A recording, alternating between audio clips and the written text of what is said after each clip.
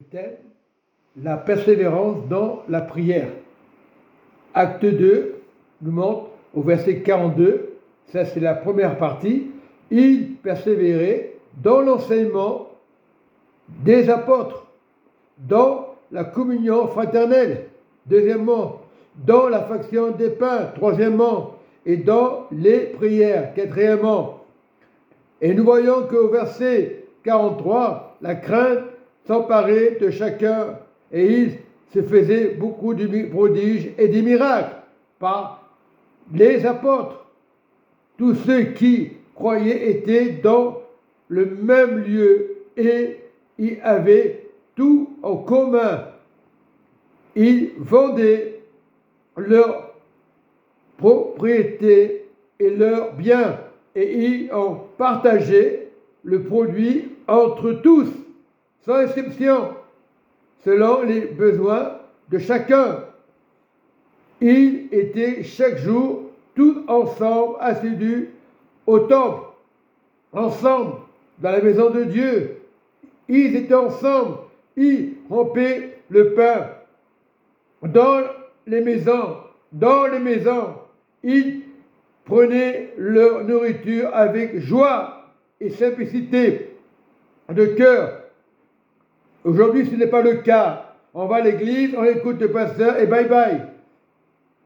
Donc, nous devons être comme autant des disciples qui persévéraient dans le Seigneur, et tout le peuple, auprès de tout le peuple, et le Seigneur ajoutait chaque jour à l'église ceux qui étaient sauvés en Jésus-Christ, bien sûr. Et le deuxième point, acte 3, Pierre et Jean montaient ensemble au temple à l'heure de la prière.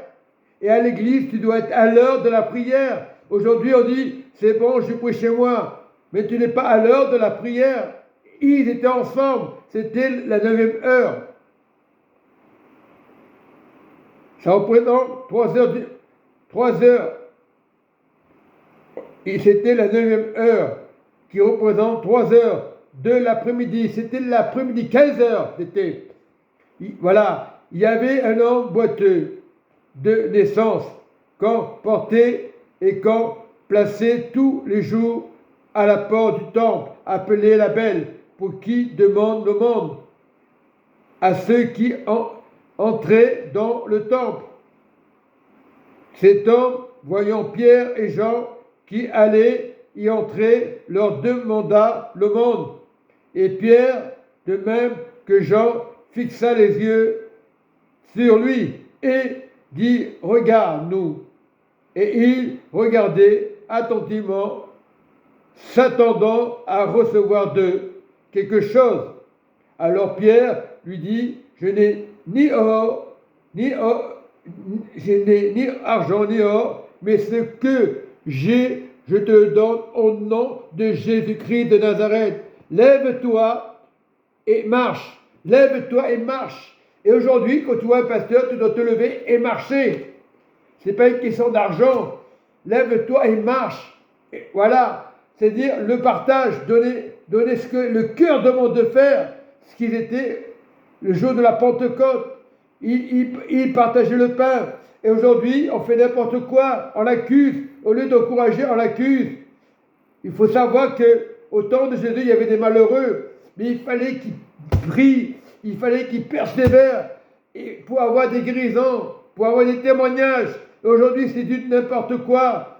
Ah, je suis évangélique. Ah, je suis chrétien. Ça ne veut rien dire. Il faut marcher au temps de l'église primitive. On dit, oh, l'église primitive, il faut parler en langue. Ce n'est pas le fait de parler en langue. C'est me partager. Le partage autour de toi ou tous tes voisins, c'est partager Jésus. Et aujourd'hui, on dit, si je parle de Jésus, on va me tuer. Ah, parce que c'est musulman. Ah, parce que c'est témoin Jéhovah. Non. Donnez avec amour, les yeux fixés à Jésus, pas au porte-monnaie. Bien souvent, on parle de l'argent dans les églises. C'est pas ça. Les chrétiens n'ont rien compris. Les yeux fixés à Jésus, pas au porte-monnaie. Parlez de Jésus. L'accent de Jésus. Il y a des bons chrétiens comme moi. Moi, je suis sincère. fais pas n'importe quoi. Il y en a des sincères, il n'y a pas que moi. Voilà, et je dis, il y a des frères qui sont sincères. Il y en a qui sont malheureux, qui souffrent. Il faut leur parler de l'évangile, s'approcher vers eux, leur dire bonjour. Ça fait mal, on dit quelque chose. L'Église n'est pas là pour accuser. L'Église n'est pas là pour condamner. Les pasteurs sont responsables de la parole de Dieu. Si tu marches en Jésus, tu regardes le regard de Jésus, pasteur, ancien ou fidèle, regarde à Jésus. Aujourd'hui, c'est du n'importe quoi. Chacun son Église. Ah, c'est bon, je suis bien là. C'est faux. C'est Jésus-Christ de Nazareth qui est vrai. Beaucoup de chrétiens diront, va à l'endroit où tu es bien. C'est faux. C'est Jésus-Christ de Nazareth. De Nazareth. Les temps du miracle ne sont pas passés. Arrêtez les réseaux sociaux. Arrêtez les réseaux sociaux. Il y a des faux pasteurs, il y a des vrais pasteurs. C'est ça qui vous tue aujourd'hui. L'Église est devenue un poison. La peur s'est installée. C'est le nom de Jésus qu'il faut regarder. Les yeux fixés à Jésus. Comme Pierre et Jean, assidus à la prière. Ils étaient à l'heure au temple. Et aujourd'hui, les chrétiens sont devenus des paresseux. Ah, je n'ai pas le temps, je suis fatigué. Va à l'église, physiquement. Pierre et Jean, physiquement, ils regardaient le Seigneur. Avant, il n'y avait pas de vidéo. Avant, il n'y avait pas des portables. Ils regardaient à Jésus-Christ de Nazareth. Peut-être qu'il y avait des choses qui n'allaient pas, mais Jésus venait pour rendre justice, la paix de Dieu. Il est venu chez les scribes, les pharisiens, pour remettre les choses au point. C'est son nom qui libère. Aujourd'hui, c'est du n'importe quoi. J'ai dit, il y a des bons pasteurs. Et beaucoup ils pensent que c'est bon, le pasteur a prié, ça n'a pas marché. Ce n'est pas une question d'handicap. Le salut, les yeux fixés à Jésus. Jésus est capable de guérir aujourd'hui par le Saint-Esprit. C'est le nom de Jésus. Jésus vous aime. Soyez bénis. Soyez bénis. Mais arrêtez de regarder les réseaux sociaux. Je dis la vérité, c'est Jésus-Christ de Nazareth.